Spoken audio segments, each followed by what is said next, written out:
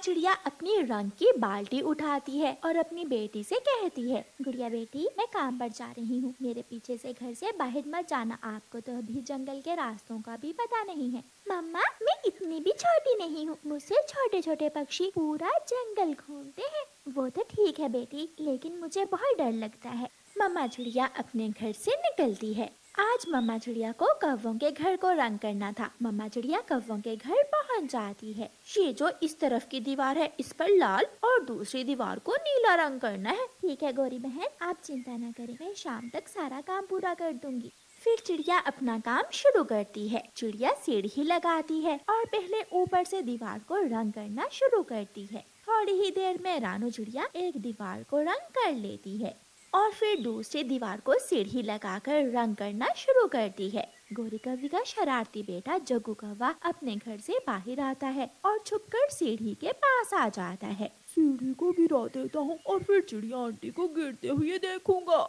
ऐसे सोचकर जग्गू कौवा सीढ़ी को धक्का दे देता है। नहीं!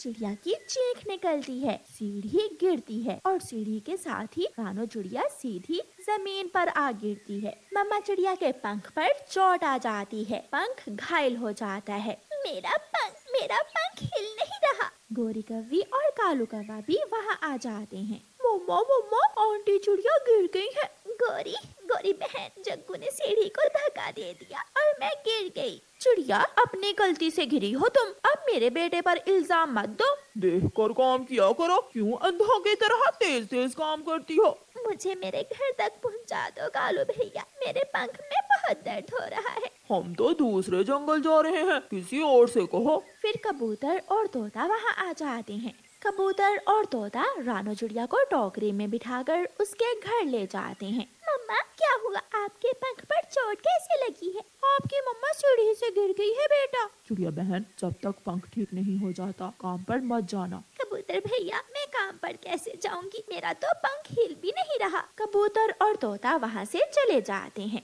मम्मा, मैंने कहा भी था कि मुझे साथ ले जाइए, मैं सीढ़ी को पकड़ कर रखूंगी। गुड़िया बेटी, मैं पहले भी काम करती हूँ, ऐसा कभी नहीं हुआ। उस जग्गू के बच्चे ने सीढ़ी को धक्का दे दिया था।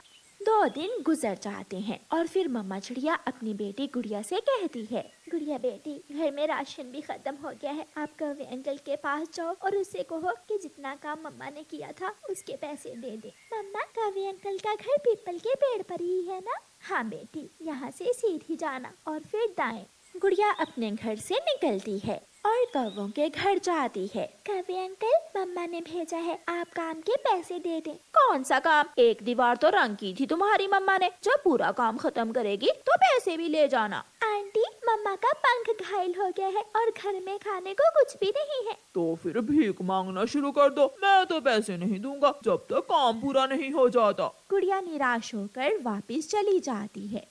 मैंने उनसे बहुत कहा मम्मा, लेकिन वो माने ही नहीं। वो बहुत बुरे कौवे हैं, अगर मुझे पहले मालूम होता तो उनके घर काम पर कभी न जाती। उस रात मम्मा चिड़िया और उसकी बेटी 2-2 दाने चावलों के खाकर सो जाती और फिर दूसरे दिन गुड़िया अपनी मम्मा से कहती है, मम्मा, रंग की बाल्टी और ब्रश कहाँ है? क्यों बेटी, आप क्या करने वाली हो? मम्मा, मैं जाऊंगी काम पर, मैं करूंगी कौवे अंकल के घर का बाकी का रंग। गुड़िया बेटी, आपसे नहीं होगा। मम्मा, आप हमेशा ऐसे ही कहती हैं, आप मुझ पर विश्वास करें, मैं कर लूंगी। फिर गुड़िया रंग की बाल्टी और ब्रश लेकर घर से निकलती है। तुम रंग कर लोगी छोटी चिड़िया?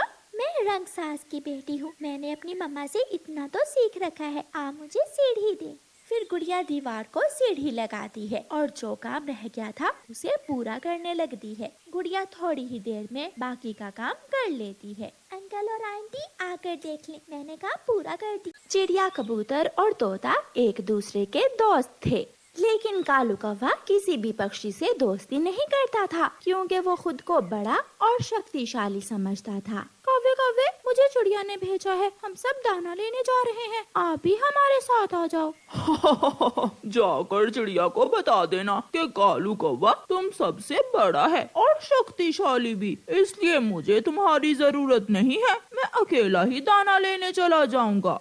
तोता चला जाता है। चिड़िया चिड़िया, वो कौवा बहुत बुरा है, मैंने तो पहले ही कहा था कि वो हमारे साथ दाना लेने नहीं जाएगा। नहीं जाएगा तो क्या हुआ, हम अकेले ही चले जाते हैं।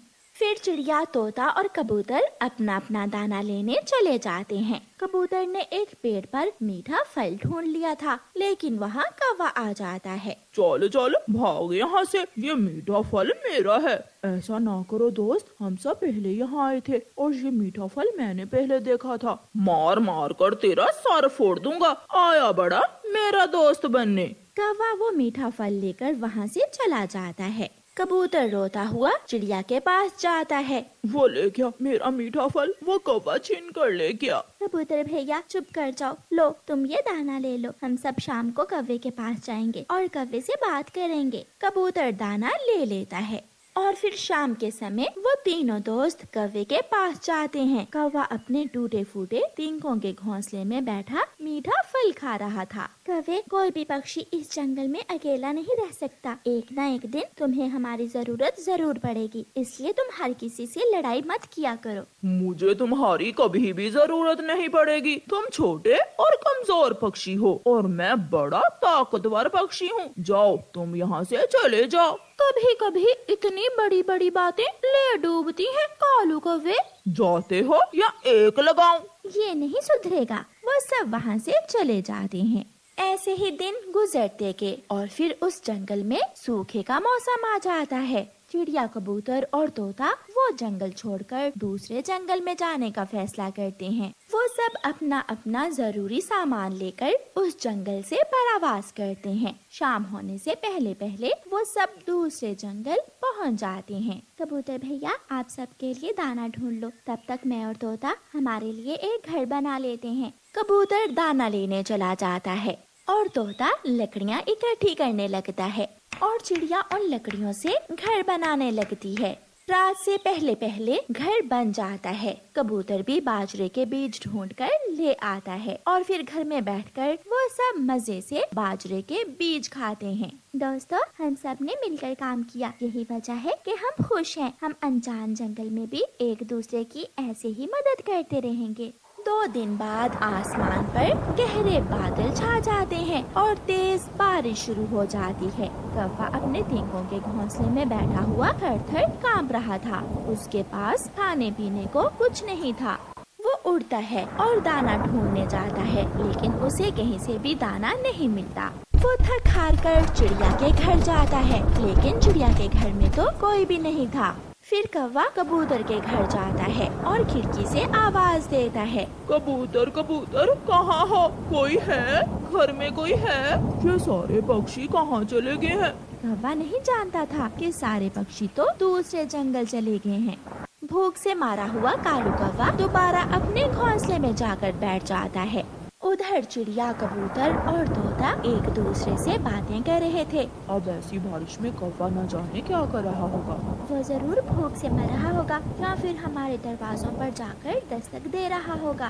कौवा रात के आने से डर रहा था, इसलिए वो दोबारा उड़ता है। रास्ते में उसे एक घर नजर आता है। कौवा वहाँ से मदद मांगता है। कोई है? इस घर में कोई है तो मेरी मदद करे। अंदर से बूढ़ी फाख्ता आवाज देती है, कौवे, कोई और होता तो मैं जरूर मदद करती। तुम बुरे कौवे हो, तुम किसी के दोस्त नहीं हो, जाओ यहाँ से चले जाओ। कौवा वहाँ से चला जाता है और फिर उड़ते उड़ते दूसरे जंगल पहुँच जाता है। कौवा उसी घर के पास पहुँच जाता है जिसमें चिड़िया, कबूतर और तोता रहते थे। कोई है इस घर में, मेरी मदद करो। अरे, ये तो कालू कौवे की आवाज है, शायद वो यहाँ तक आ गया है। अगर हमने उसे घर में आने दिया तो वो हम सबको यहाँ से निकाल देगा। वो सब डर जाते हैं, इसलिए कोई भी दरवाजा नहीं खोलता और चुप करके बैठ जाते हैं। बारिश के साथ ओले भी शुरू हो जाते हैं और एक बड़ा सा ओला सीधा आकर कौवे के सर पर लगता है और कौवा वहीं गिरकर मर जाता है।